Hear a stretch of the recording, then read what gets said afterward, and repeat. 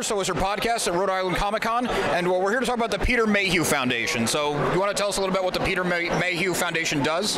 Yeah, for sure. So Peter was Chewbacca in all the Star Wars movies. He and his wife Angie would travel around to conventions, and they were learning about families that had an illness, families that had a crisis, and they were helping out of their own pocket, but then they kind of said, okay, well, why don't we partner up with the 501st Legion, with the Rebel Legion, etc., and see if we can do a lot of good. So then they created the Peter Mayhew Foundation 10 years ago, and in 2011, or 2012, January 2012, and it started out, so Albin Johnson, who was the founder of the 501st, his daughter Katie unfortunately passed away, but while she was dealing with her illness, they were doing a Make-A-Wish trip, and so Peter and Angie made sure that while they were on that Make-A-Wish trip, they had all the food and toys and shirts and bears and everything they could ever possibly want, so that they had an absolute great time.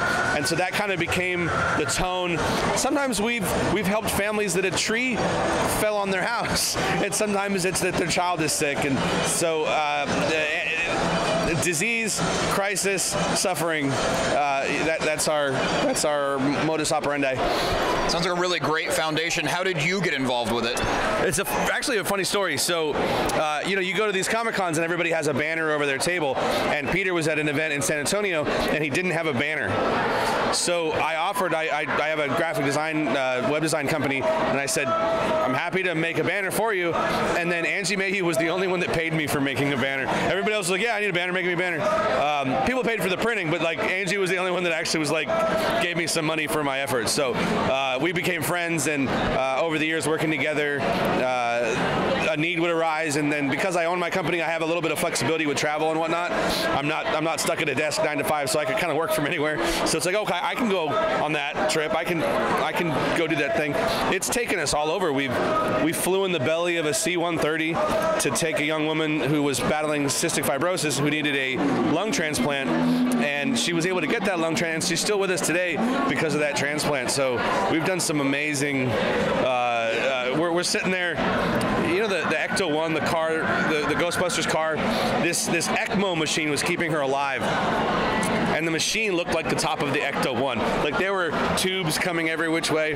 But then in her case, because of transporting her from Texas to UCLA Medical Center, they actually developed a smaller device inspired by Kathleen, who had that transplant. So really cool stuff where a problem begets a transplant, begets a solution to future people having that same problem. It's really neat. Yeah, and then to get a C-130 and you're not just on like a commercial flight, like the whole thing came together. You're sitting on a flap. This little thing flips down, and you're sitting on about 8 inches of fabric. And the bathroom on this plane, first class accommodations, the bathroom was a curtain in the back of the plane with, I didn't go in it, but I assume was a hole in the ground or something, but it really was. And there were 8 doctors and nurses that had to like maintain this whole thing. And so all it was, this is the C-130 where they strap down tanks, but in this case it was strapping down this young woman who was fighting. She couldn't breathe on her own, and so that was one of our wildest. Just 3 ambulances waiting for us at the airport to take, and then a caravan to get to the. People were cutting us off. We were in Los Angeles. People were cutting off a group of 3 ambulances, right? Like. Sounds like Los Angeles traffic. Don't cut off ambulances. You're a terrible person if you cut off an ambulance. With the sirens on and everything, like, yeah. That's insane. If she had gotten unhooked from the ECMO machine, she'd have been toast in 90 seconds. Wow. It's an amazing device. So it oxygenates the blood and then it puts the blood back in. Kind of makes me queasy when I see it in action. Yeah. The joke on the is, outside. Right. Well, and the joke. I'm sorry if you're squeamish too, but I had to know this information. So do you. It's the oxygenated blood going in, and then the unoxygenated blood coming out. And they say it's ketchup and barbecue sauce. And when you look at the tube, you're like, oh, I don't want to know that. So you'll never eat a condiment again. No. but I mean, it's terrible. The device, she had to have a trach in, and so like she was all dried out. She couldn't speak, and then eventually she got a little thing where if she did this, she could talk a little bit. Like it was just such a transformation. So yeah, it was very cool. But you said it's a success story. She's still with us. It's great. And a lung transplant does not cure cystic fibrosis, but hopefully it'll buy her many years. A lot of quality of life there. Oh, absolutely, yeah. So if people want to either get involved or donate or anything for the foundation, yeah, where do they go? How do they find you if they're not at a con? So I've got in my pocket here one of our challenge coins. Are you familiar with military challenge coins? Yeah. So if I challenge you with my coin and you have yours, I have to buy you a drink. But if I challenge you and you don't have your coin, then you have to buy me a drink. And the military tradition is a little bit more complicated, but among the Star Wars groups, it's have coin, win, don't have coin, lose. And so this is our new Got Your Back coin that just came out yesterday. So they're $20, a $20 donation, and then if you buy 5, you get one that's a stealth black version. But we do a lot of challenge coins as fundraisers.